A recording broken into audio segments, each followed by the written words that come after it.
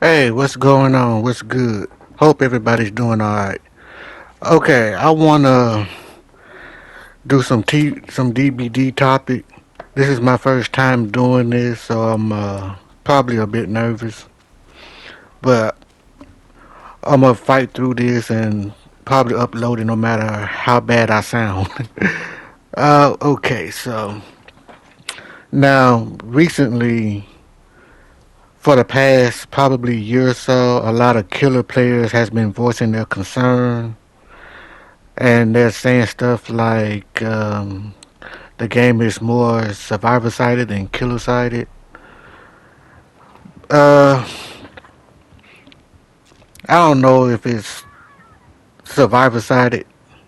The game is still killer friendly or killer sided because there's a lot of changes they kept constantly making over the past 3 years to make sure killer players stay on top.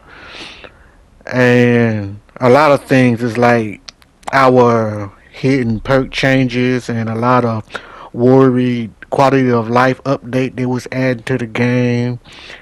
The solo queue anxiety, the perks countering previous perks. I'ma get to all that, but like I'm gonna give a quick example. The survivor action takes way longer than the killer action. Like the unhooking takes way too long. Uh, Cleansing totems, vaulting over a window, even fast vaults is too slow. Even like the past event we just had for the anniversary event, when you set tables, even setting the plates took long. Entering portals took long. All that shit took long for survivors. And killers can just interact with things with a push of a button, and they'll do like a quick swipe and it's done. But survivors, on the other hand, everything needed uh, a really long time to do something. So I don't think it was Survivor side. I don't think anything about Dead by Daylight is Survivor side. Uh, Another topic is like the new meta shakeup. Now, I was starting to worry about they were targeting Meg's perk. Like, mostly Meg perks is getting nerfs. Like, first Adrenaline. And then I saw Adrenaline again. And then I'm like, oh shit. They don't like Meg. But then I find out that Adrenaline is supposed to get a decent buff. But they are nerfing Sprint Burst. So I'm not really a fan of Sprint Burst. Uh, Cause even when I'm using Sprint Burst, I'm still getting hit. So how much useful can the perk be? So I think the perk was useful during the event when you were setting up tables, when you need some time to, heal everybody, to kill all the killers' pressure when they're like slugging, but you're that one person that's running back and forth from carts to table. Uh,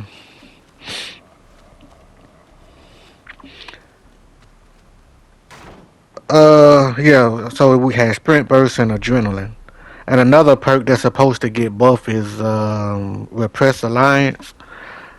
Now repress alliance, I think repress alliance only purpose is for wiretap. That's like the only purpose for repress alliance. If you're not using repress alliance for wiretap, then you're not really using it for the right reason. Because why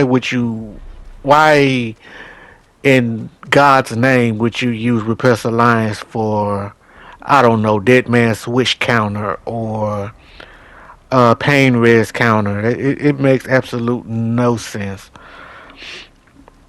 But it should be when you're using the combo of blast mine and wiretap. You let the killer kick the gen for the blast mine to activate, and then you run behind them and block it with repress alliance.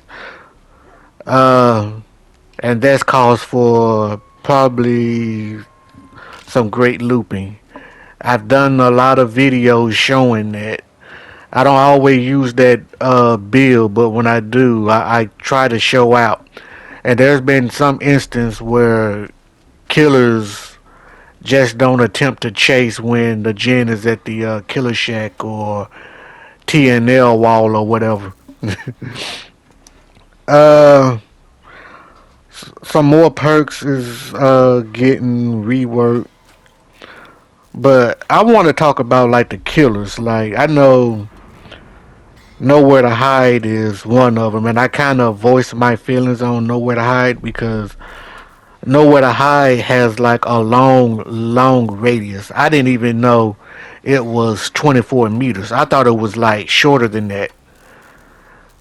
And I don't think the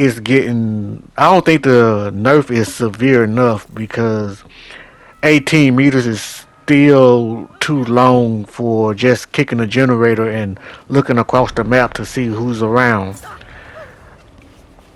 Um, I think Friends to the End is an unhealthy perk because if you just so happens to be the obsession, you have to you have to worry about going into lockers before somebody getting hooked, and a lot of times you're gonna forget to jump in the locker because you're too busy doing generators, if not anything else. So, uh, Friends to the End. Now, I think the only thing that can probably save you is, I think the Young Jin Lee perk that gives you elusive when somebody getting hooked. I don't want to say distortion because distortion has been nerfed to a point where you probably it's not usable. Shadow Step is probably the strongest or hiding perk there is, but you have to be in range, and they nerfed the range like the year boons came out. No, I think the second year boons came out because I think the Vesquez perk was uh, was was still great because of the 32 meter boom range, and then they nerfed it to 24, which is kind of ass. Uh, I think Lightborn should be in that 45 perk rework that's supposed to be coming when the new chapter release. I think they said that shit was gonna happen on a chapter release, which is kind of bad that they're doing it on a chapter release. Now, Lightborn is very unhealthy because of that perk. I'm dodging lobbies every time I have a teammate in a lobby holding their flashlight, going, "Ooh, look at this shiny," and a lot of times they don't even ready up when they're holding their flashlight. And usually, sometimes killer would probably ready up first, but they're just sitting there with their flashlight, not readying up. So I have to leave that lobby. And a lot of times I have to leave like 15 lobbies in a row before I find a lobby where somebody's smart enough not to be holding flashlights. And these killers are not playing about that damn Lightborn. And me, uh, I'm an altruistic player, so I'm going to be looking for flashbang saves. So that requires me not to be using a flashlight, but because they're holding their flashlight, my flashbang is going to be kind of pointless. Uh, there's there's that's one thing that adds to solo queue anxiety. And yeah, solo queue anxiety is real. You get left on hook, and then there's a dumbass update like the go next prevention. and they still try to punish you for going next. Like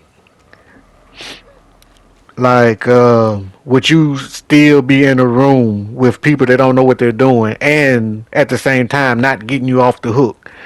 Like you're on hook on your first date, and they're minding their business, either getting chased, doing gins, healing somebody, and then finding a gin together to work on, and then while you're on your second hook, they're still not coming, but they want to punish you for not hitting your skill checks. Like, are you fucking serious? Like, solo queue anxiety is way realer than killer anxiety. Uh, and they also did stuff for killers like perks countering previous perks. Like for example, I know like since the Skull Merchant chapter, they gave like this really good perk, background player, and then the next chapter they brought a perk called Force Hesitation to counter background player. Then there's a chapter, um was it the Singularity? There was a perk called Made for this. To counter Made for this, they did a Skull Merchant rework to counter Made for this with her drone that like slows you down. And then they turned around and nerfed Made for this because the killer community was pushing the issue too much. Then let's even take it further to when Laura Croft was released. She had a perk called Specialist, and guess what the next chapter did? They brought a perk called Weave Entombment, where it's a bad idea to be opening chests. So they're doing a lot of they giving a lot of killer players grace over the years.